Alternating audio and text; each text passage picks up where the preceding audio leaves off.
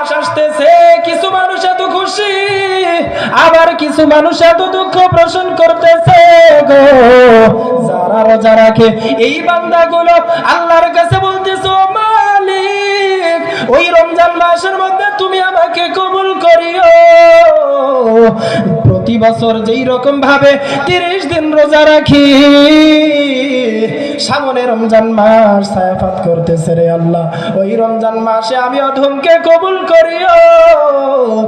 আর যেই বান্দাগুলো রমজান মাসে রোজা রাখে না, ওই বান্দাগুলো চিন্তা করতেছে, কি দুঃখ গো, যেই মাস আসতেছে ওই মাসের মধ্যে তো খোলামেলা দাঁড়িয়ে বিড়ি সিগারেট খাইতে পারবো না, খোলামেলা খানা খাইতে পারবো না। ওই বান্দাগুলো চিন্তা করে আর ভাবে, কি মাস আসতেছে। ওরে আল্লাহর বান্দা, চিন্তা করে দেখো এই রমজান মাস আল্লাহ তাআলা কি জন্য রাখছেন। রমজান মাস আল্লাহ এই জন্য রাখছেন যাতে বান্দা তাকওয়াবান হয়, যাতে বান্দা তাকওয়ার মালা গলায় লাগায়া মাওলার দিকে মুতাওয়াজ্জিহ হয়। আল্লাহু আকবার। আল্লাহ তাআলা বারবার বলতেছে, বান্দা দুনিয়ার জমিনে আমি আল্লাহ তোমাদেরকে পাঠাইছি, এমনি এমনি পাঠাই না। কিছু সময় আমি আল্লাহ দিয়েছি এমন বরকত, ফাঁকে ফাঁকে যেই সময়গুলো আছে ওই সময়গুলো তোমরা চলতে ফিরতে যেই সমস্ত গুনার কাজের মধ্যে লিপ্ত হও, শয়তানকে আমি আল্লাহ সারিয়া দেই।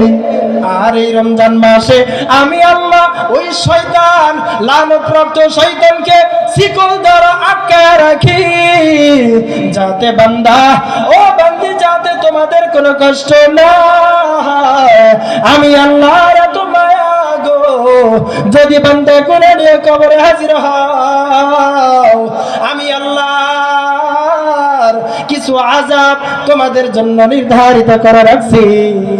ওই কবরে যাওয়ার পর, যেই কবর আপনাকে আমাকে প্রতিনিয়ত বলে, আমি কবর ভালো ঘর নয়, আমি কবরের মাঝে যদি থাকতে চাও ভালো আমল নিয়ে ঢোকো, আমি কবর বড় শান্তির ঘর, আবার আমি কবর বড় শান্তির ঘর, আমি কবর তাদের জন্যই শান্তিদায়ক যেই বান্দাগুলো দুনিয়ার জমিনে আমল নিয়ে আসবে, যেই বান্দাগুলো দুনিয়ার জমিন থেকে নেক আমল নিয়ে আসবে, ওই বান্দাগুলোর জন্যই আমি কবর হব এয়ার কন্ডিশন, আমি কবর হব তাদের জন্য আরামদায়ক। আর যেই বান্দাগুলো গুনাহ নিয়ে বান্দা কবরে যদি হাজির হয়, কবরের এমন চাপ বান্দা আপনি আমি সহ্য করতে পারবো না।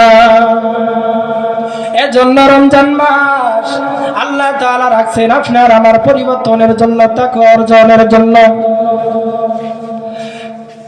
উমর ইবনুল খাত্তাব রাদিয়াল্লাহু তাআলা আনহু উবাই ইবনে কাব কে ডাক দিয়া বলতেছে, ভাই উবাই ইবনে কাব, তাকওয়া কাকে বলা হয়, তাকওয়া কি জিনিস আমার বুঝে আসে না, আমাকে একটু বাতায় দেন।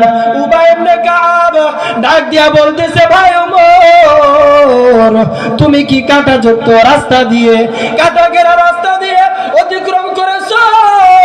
যদি তুমি কাঁটা ঘেরা রাস্তা অতিক্রম করে থাকো গো, উমর ডাক দিয়া বলতেছে, হ্যাঁ আমি কাঁটা ঘেরা রাস্তা অতিক্রম করেছি। উবাই ইবনে কাব ডাক দিয়া বলতেছে, ভাই তখন তুমি কেমন করে অতিক্রম করেছো?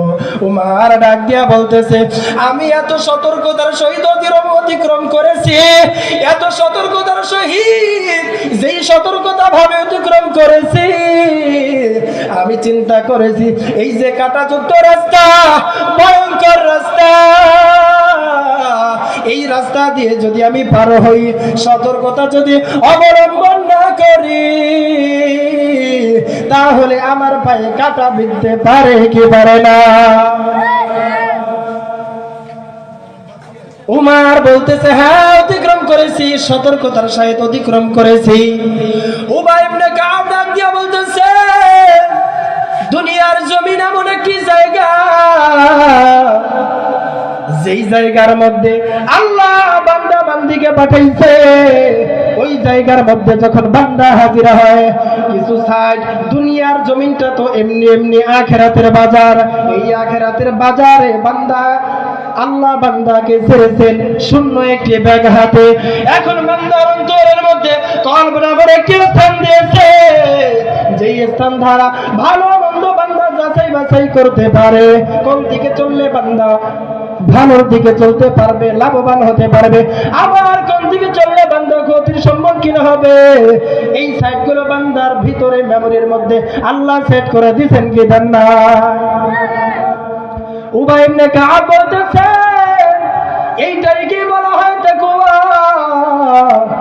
দুনিয়ার জমিনে কিছু জায়গা আছে পচা, আবার কিছু জায়গা আছে ভালো। যেই রকম ভালো একটা দৃষ্টান্ত হলো আজকের কোরআনের বাগান। সুবহানাল্লাহ। কিছু মানুষ চিন্তা করবে, হায়রে ওই মাহফিলে যে কি হবে, এই জায়গার মধ্যে তো মাইকের আওয়াজ শোনা যায়, ওই জায়গায় যাওয়ার কি দরকার?